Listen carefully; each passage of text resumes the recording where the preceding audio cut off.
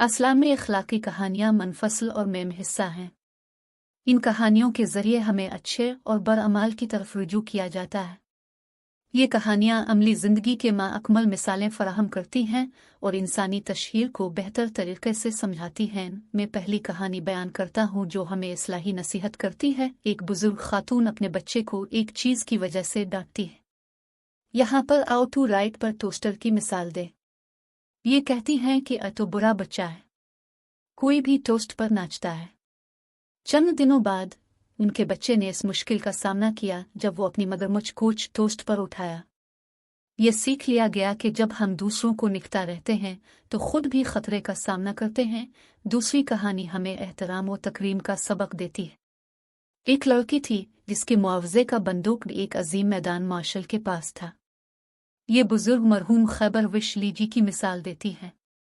अजीम मुआवजे के बावजूद ये उस्ताद बहुत आदी और आदम इस्तेमाल करता था। वो उससे जगहों पर फनकुत्ता था जहां वो नहीं फड़ सकता था, लेकिन इसके बावजूद इसको हौसला बढ़ाने की कोई चीज़ नहीं कहता था। ये कहानी हमें सबके साथ एहतराम व तकरीम करने की महरूम है। आखिरी कहानी इस्लामी तहज़ीब का मेम जुज़ है जो हमें मुसीबत में मासूम लोगों का एहतराम करने के बारे में सिखाती है।